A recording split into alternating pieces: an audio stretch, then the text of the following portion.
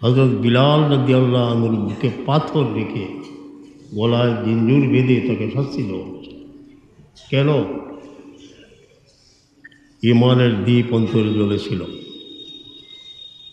हबस चमक उठा वो सितारा तेरे मुकद्दर का है बिलाल তোমার ভাগ্য কাছে মন তারা উদিত হয়েছিল।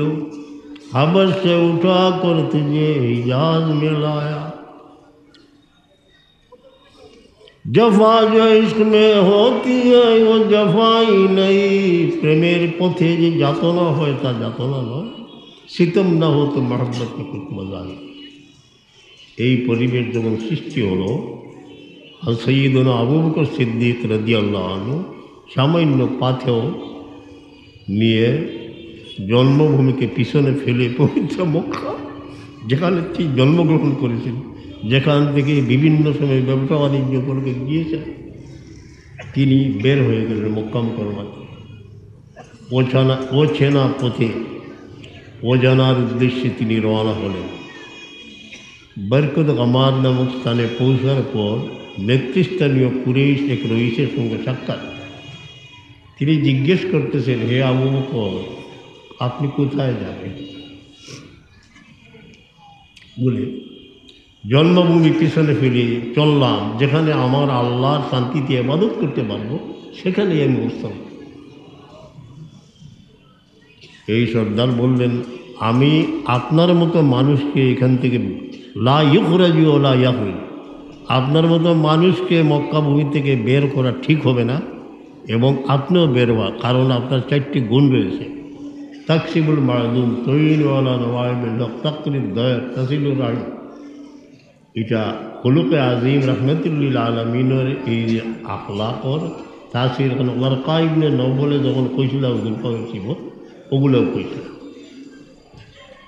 লম্বা ও আবু বকর সিদ্দিক রাদিয়াল্লাহু আনহুর হিজরত সম্পর্কে যে হাদিস আছে, এখানে মনে দরস দিছি, আরও প্লট হয়ে গিয়ে মাশাআল্লাহ। এখানে চুক্তি যখন হইল যে তারা নিরাপত্তা তিনি দিলেন, তারা রাজি হইল, কিন্তু একটি শর্ত, প্রকাশ্যে নামাজ আদায় করতে পারবেন না, তিলাওয়াত করতে পারবেন না, গৃহবন্দী হয়ে থাকবেন। আবু বকর সিদ্দিক রাদিয়াল্লাহু আনহুর অন্তরে তো আগুন জ্বলতেই ছিল। তিনি একটি হুজরার মতো এখানে তৈরি করলেন, যেখানে তিনি তিলাওয়াত করেন। আর তিনি ছিলেন রজুলুল মক্কা, মানে খুব বেশি কাঁদিতেন, তিলাওয়াতের সময় খুব বেশি কান্নাকাটি করতেন। সাহাবায়ে কেরামের সিফত কালু সাবেগুনা মিনহুম লাইসা লাহুম রিদান, আসহাবে সুফার মধ্যে প্রথম 70 জন এমন সাহাবী ছিলেন যাদের চাদর গায়ে দেবার তৌফিক ছিল না, কিন্তু যখন তারা নমাজে দাঁড়াইতেন, কামিরজাল মানে দেগ উত্থিলে যেভাবে আওয়াজ হয় সেইভাবে হইত। এরা রসুল পাক সাল্লাল্লাহু জানে সাহ গোলাম जिनके सीने में आग, मोहब्बत की आग।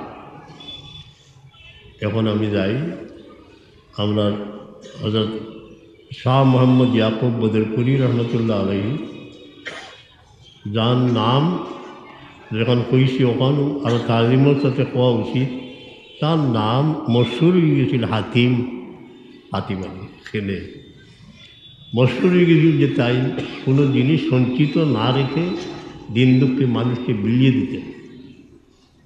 হাতিম এটা কই থেকে আইল?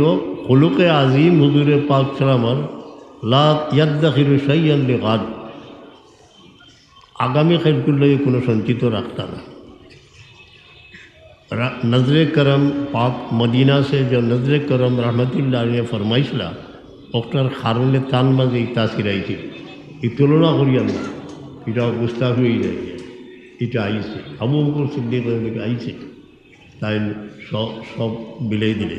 আর একটা ভাইলাম যে আবু বকর সিদ্দিক রাদিয়াল্লাহু আনহু যে খান্দিতা, আমরা নিজে দেখছি ছোটো অবস্থায় এক চেয়ারের মাঝে তশরিফ রাখতা, আর এই সময় তার শকুর বাণী প্রায় পড়তো।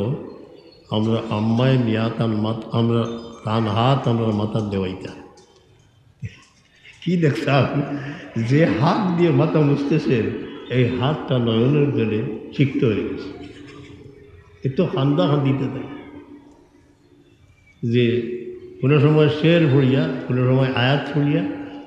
শের যেমন আমরা আম্মার সব মুখস্থ আছি, তানটান্ডে তান কন্যা অকললে তাই অন্নমায় বদুদ্দিন আক্তার, গুলিস্তা বুস্তা, ফেকার কিতাব, উর্দু ভাষা এগুলো সব পড়াইছে। আপনার কাছে শুনছি।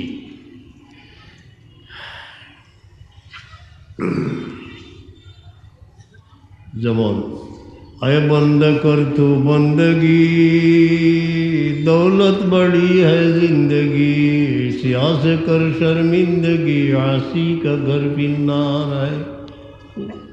যতটুকু কান্নাকাটি তেন করতে আল্লাহর দরবার নীরবে নীরবে,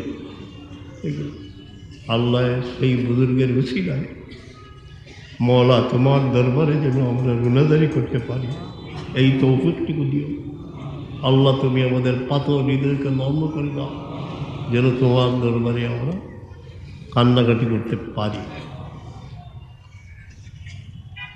আরও এর মাঝে হযরত বদরপুরি রহমতুল্লাহ আলাইহি রিয়া থেকে খুব পरहेज করতাম। যে গত আজও হয়েছি মনে করে পড়মালা গোতা ফুটিয়ালা পড়ম সাজুদের তো উঠলে গেল আলো আতো লিয়ে দিতাম, সে আওয়াজ শুনতাম না, উজু উজু করিয়া যেতাম রাখে দিছি। কোনো সময় আইয়ান বেদর রোজাতে 3টা রাখতাম, শরীরে না ডাকিয়া আলিম মিয়ার করে রুটি আমরা হোটেলতে খাইতাম, ওটাটুকু মিলাইয়া ইফতার ইয়ে করে দিতাম, সেহরি করে দিতাম। রিয়াটা কি জীবনটা খুব পरहेজ রাখতাম। আর এখন আসি যে আমরা সৌভাগ্য যে কোরআনে পাকের খেদমতের সুযোগ আল্লাহ তাআলা দিয়েছে। এই আমানত হযরত বদরপুরি রহমতুল্লাহ আলাইহির দোয়ার ফসল বলতে গেলে তিনি এই দারুল বাণী। প্রথম তার আজিজ শাগিদ আমার ওয়ালিদ সাহেবকে পরমপুর, তারপর মক্কা মুকাররমা নিজেও সনদ দিলেন, মকবুলিয়তের জন্য দোয়া করলেন। এই হযরত বদরপুরি রহমতুল্লাহ ইলমে কেরাতের লাগি বলতে গেলে আমরার মূল স্তম্ভ, যান রুর উপরে সব পৌঁছে। সামনে রমজানুল মোবারকে যারা জীবিত থাকবেন সেই আমানতের হেফাজত অবশ্যই করবেন। আল্লাহ তুমি আমাদের তৌফিক দিও। কোরআনে পাকের খাদিমদের সেহত তন্দুরুস্তি দান করো, সব ধরনের ফিতনা থেকে হেফাজত ফরমাও এবং সেই খেদমত করার তৌফিক এনায়েত ফরমাও।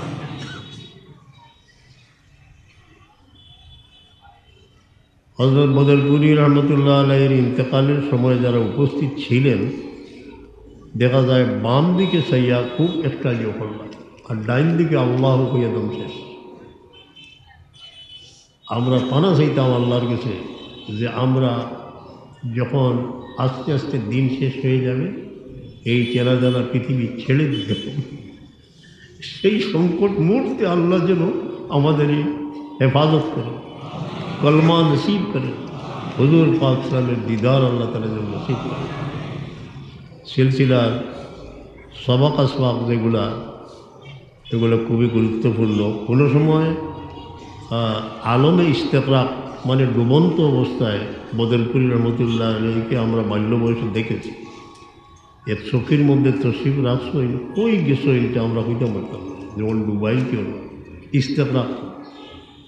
তার খলিফার মাঝে বিশেষ করে বালগত্তার সাহেব এনটেন গেছই, যাওয়ার বাদে বাদে শোক মোবারক খুলিয়া জিজ্ঞাসেন তুমি অমুক নিব, ও যে ইস্তেকরাকর আলমও মাঝে মাঝে যাইতা। এটা গীতা খাজা নিজামুদ্দিন রহমতুল্লাহ আলাইহি একদিন বখতিয়ার কাকি রহমানের মারকাজ মোবারক গিয়া সব মনে হলো যে তিনি তো প্রায় আলমে ইস্তেকরাকে থাকতেন, আমি যে আসছি বুঝতেছেন কি না। সময় মৌতা হক আলিমদের জিজ্ঞাসা জানি আহলে সুন্নাত। তখন ভিতরে থেকে আওয়াজ আইল, মরা জিন্দা পন্দার চোখে স্তনরা, তুমি তোমাকে যেমন জীবিত মনে করতেছো আমাকেও মনে করো। গর্ত আয়ত বতন মন আয় মজা, তুমি দেহ নিয়ে আসলে আমি জান নিয়ে উপস্থিত। হযরত আমির খসরু রহমতুল্লাহ আমার বদরপুরি রহমতুল্লাহ আলাইহি দিন দুঃখী মানুষের জন্য যে স্যাক্রিফাইস করেছেন, তিনি হাতিম নামে বিখ্যাত। এই ফয়েজ অনেক সময় আউলিয়া কেরাম থেকে আসে। আমরা কয়েক চলে যাই খাজা নিজামুদ্দিন রহমতুল্লাহ আলাইহির ইন্তেকালের সময় এখনও দেরি আছে। খাদিম বলেন যে আমি সামান্য খাদ্য নিয়ে যাই, তিনি সামান্য মুখে দিয়ে আবার ফেলে দেন। তখন আরজ করলেন, হজরত কিবলা ইয়ে क्या हालत, বলি ঠেরো। জব চারোদিকে দুর্ভিক্ষ দেখা দিয়েছে দিল্লির আশেপাশে, কত মানুষ বুকা ফাঁকা, যখন আমি এই গ্লাসটা এখানে তুলে দেই তখন আমি আর ভিতর নিতে পারি। এই দুঃখ অনুভূতি ছিল আউলিয়া কেরামের সবার, এইভাবে দুঃখের অনুভূতি ছিল। মানুষ বিপন্ন মানুষের দুঃখ দেখলে করতেন। আমির খসরু তিনি বলতেছেন, নখত খসরিয়ে মিসকিন আজি হবস সভা, আমি রাতের পর রাত বিনিদ্র কাটিয়েছি। कि निगाह पर पायत नेहद बखाब, আপনি আরাম করবেন, শুধু আপনার চরণ দর্শন করবেন। আমির খসরু তান এই আমির খসরুর তুগলক বাদশায় এক হাতি বুঝাই স্বর্ণ দিয়েছিলেন সব মসজিদের খেদমতে, কিছুক্ষণের মধ্যে সব বিলিয়ে দিলেন। আমির খসরু তাজুদের নামাজে 7 পারা তিলাওয়াত করতেন। যারা জিয়ারতে যান এখানে আমির খসরু, এখানে মাহবুব এলাই, খাজা নিজামুদ্দিন রহমতুল্লাহ, এইসব স্থানে গেলে হৃদয়ে যদি ঠিক নিয়তে আমরা যাই, তাদের সম্পর্কে কিছু পড়াশোনা করতে হবে যে ইনি কে ছিলেন, তখন এই জিয়ারতের ফায়দা হয়। আমি এখানে শেষ করতেছি। আল্লাহ হেফাজত ফরমান করা। কোনো কোনো দুর্ঘটনা হয়, লাখো মুমিনের অন্তরে আগুন জ্বলে, যে কোরআন শরীফ বশীভূত করে ফেলল। লাখো মুমিনের হৃদয়ে যে আগুন জ্বলতেছে, এইটার একটা রেজাল্ট অবশ্যই বাইরে হইবে। আমাদের পড়েছি শেরে বাংলা ফজলুল হক সাহেবের জীবনী, যখন রঙ্গিলা রসুল নিয়ে কলকাতায় গুলি চলতেছে, তখন শেরে বাংলার সামনে দাঁড়িয়ে পড়ছে, ফজলুল হকের সিনায় গুলিবিদ্ধ করো। এইসব আমাদের বাঙালির মধ্যে অনেক ত্যাগ প্রতিজ্ঞা করেছে, অনেক চলে গেছে। সামান্য মিলাদ ভরিয়া দোয়া করলেন ওখানে অভিভাবক।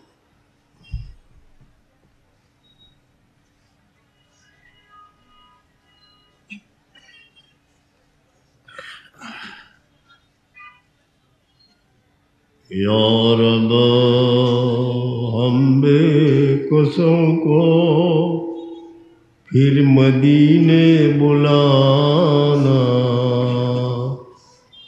तवाफ़े खाने काबा नसीब करना।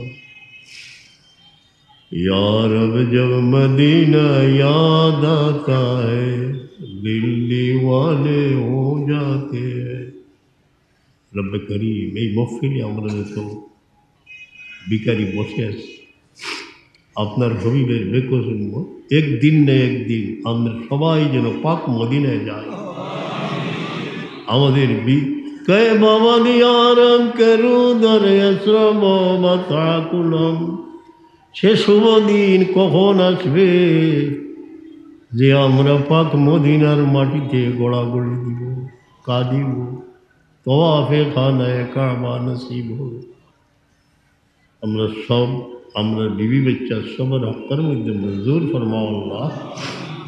আমরা মকবুল উমরা, মকবুল হজ নসিব ফরমাও, মকবুল জিয়ারত আদবের সাথে নসিব ফরমাও।